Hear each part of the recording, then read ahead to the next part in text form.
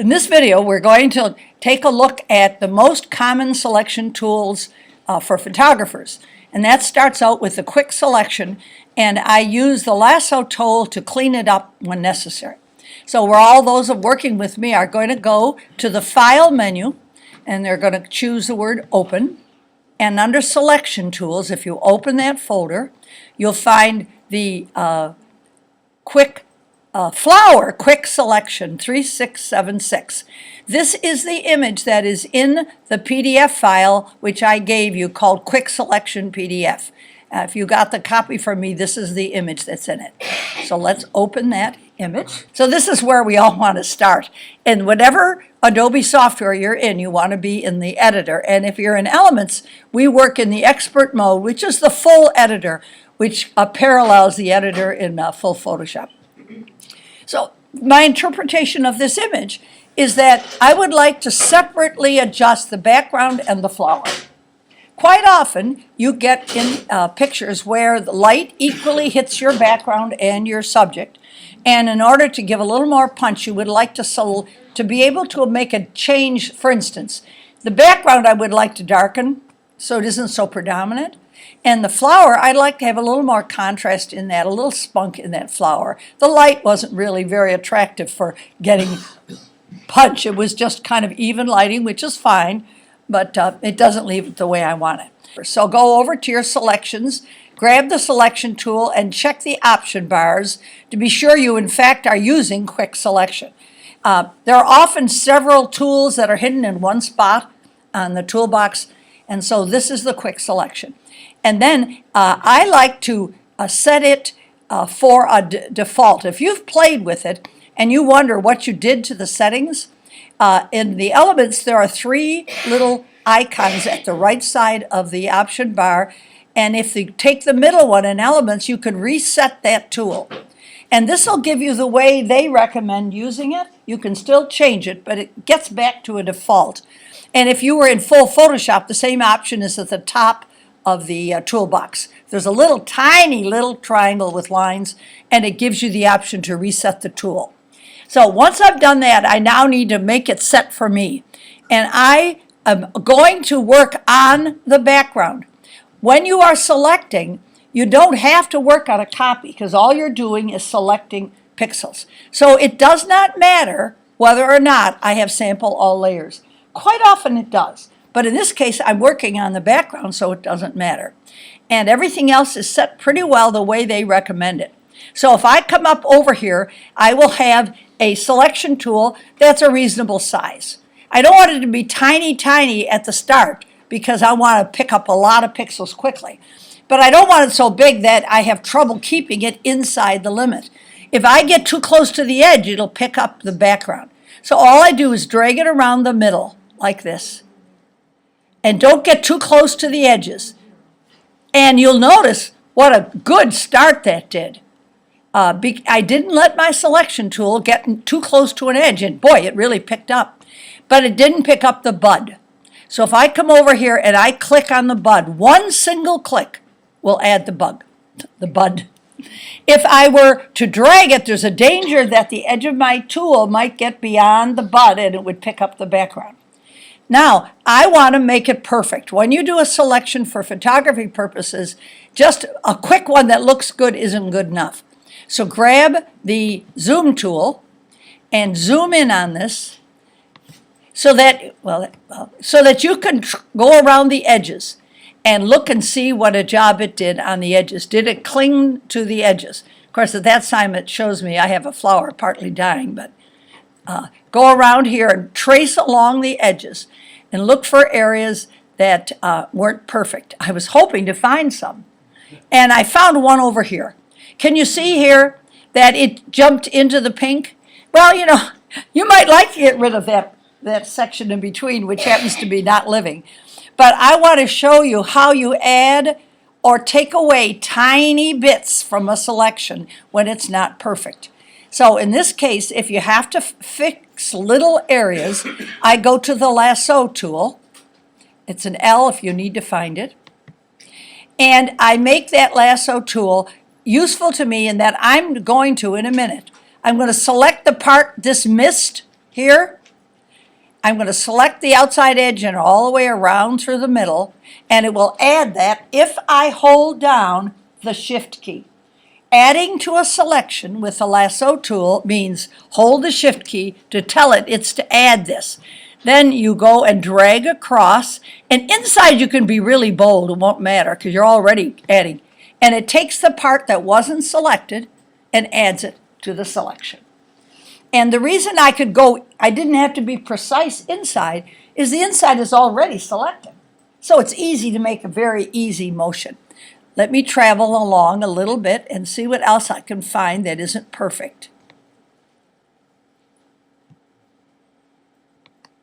And if you have a little section you want to unselect? Oh, that was if you want to add. Right. If you want to add to the selection, like Shift key. no, Shift is add. If you wanted to take it away, it's the Alt or Option key that takes away. I've never had this do such a good job for the first time around. Well, here we need to add here. Can you see these two places that aren't perfect here? That adding means Shift key, and all you do is it's careful. The outside edge of your selection has to be done carefully. The inside can be general, and it adds.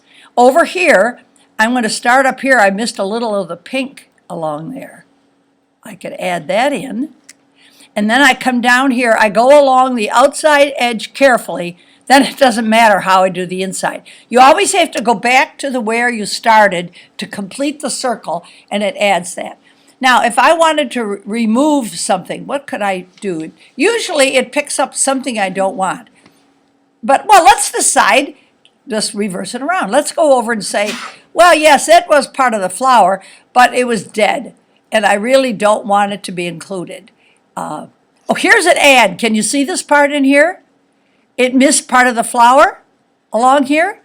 Add to the selection, Shift key, and decide where you want to add. Maybe I want to add just along in here. If I want to take away, I'm going to go over to that nasty place where we were. Maybe I've decided that I'd rather ignore this place because it's dark. It isn't very pretty. To remove it, I do the same thing, except this time I must be very precise along the inside of my choice. And out here I can be very loose about it. So what key? Alt or Option. Start here and be careful because this defines what's going to be removed. And out here, it doesn't matter. It's already not in it. And I can remove it from the selection. So quite often, when you are doing a photograph, you won't have as well distinct edges. What made this work well is the flower and the background have a pretty distinct edge. And so the quick selection tool had no trouble of finding the edge. If your edges are not quite so distinct, you'll have to go in and do a little more with the Lasso tool. I noticed it missed this. Well, I might be glad to leave that burned edge out of there. But if I want to, again, I do a Shift and drag. So then I want to go back and see it to fit the screen. It can be a Command or Control 0, or if you go to the View menu, you'll find Fit on Screen. That means in one stroke, you're back where you were. You don't have to go zoom back out again. So once I have that, my rule of thumb is if you do some work to make a selection, you save it. And to do that, you go to the Select menu, and you pop it open, and at the bottom you find Save Selection. And when you click it, you get this window, and you name it. So anything, I'm going to call it flower. And that means that if later on I want to get back to that selection, I don't have to worry about it. I can always open it and load it again from here. So save it, just OK. Then I can take a deep breath, and if I do something silly like this, oh, I deselected the whole thing. I can go back to Select, Load Selection, be sure it says flower, click OK, and I have it back. So there are a lot of other ways to get a selection back once you've used it. But in this case, it's my insurance policy. Yes. You didn't need to make a background copy? No, because I'm not working on it like this. Instead, I'm going to use this selection to make another layer. If I was going to right now work with the selection, I would want it on another layer. And I want to use it with an adjustment layer. So if I create an adjustment layer, I won't any longer be on the background, will I? Sometimes with selections, you don't have to start out with a copy. In fact, if you make a selection on the background and you save it, then you can make a copy if you need it, and you'll have a selection on it. So what I'm going to do is tell you this. Once you have a selection in use, if I open an adjustment layer, the layer will have a mask that represents the selection. I want to adjust the flower only. If I go up to the adjustment layer door, which is that bicolor circle, and pop it open, and I take a brightness and contrast adjustment layer and choose it, it has a mask. And the mask is already set by my selection. And now you can see why it wasn't important I make a copy of the background. I'm not working on the background. I'm working on an adjustment layer. Anytime you can work on an adjustment layer, you are not increasing the file size. In other words, if I double the background, I've doubled the file size. And I don't need to because I am working on one of those very handy extra layers. So once it's that way, anything I do to this thumbnail will only affect the white part of the mask. So if you double click this, you will get what I have down here, which is the brightness and contrast adjustment. And I'm going to add a little bit of brightness to it, just a little, and I'm going to add contrast to it a little bit, just to make it pop a bit. And then I always check to see if I like what I did.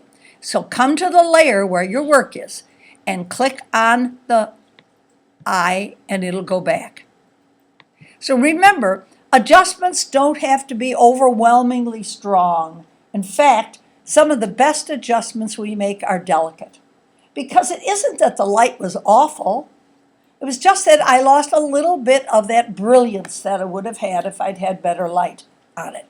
So that takes care of that. And now my problem is, but I would like to adjust the background. And I don't have to do any extra work. If I go in and I come up and load the selection, so go to Select, Load Selection. Now I've got to find the word flower because it went and chose the mask, is it? So there's my flower, but watch what's under it, the word invert. What that does is says everything that is not flower will be selected. So I click invert and I play OK. And if you can see, the selection starts at the edge of the flower and goes out to the edge of the picture. So what is chosen is not the flower, but everything beyond it. And many of you know by now, when I want to darken a background, I go in and create a hue and saturation layer. So go to the little option here and open it and choose hue saturation as your adjustment. And for this, you'll see the mask I get. It's the opposite of the other. It's just the background. And the best way I find is to go to the lightness slider while the channel is still master and lower it. And I can lower it just as much as I think helps the image. I sure don't want to lose the fact that there are leaves back there, but I don't want them to catch my eye. And so I have complete control over how much I lower that. Just whatever suits me is the right amount. So I've accomplished 2 adjustments based on 1 selection. And again, for most photographs, the major part of the selection can be done with the quick selection tool.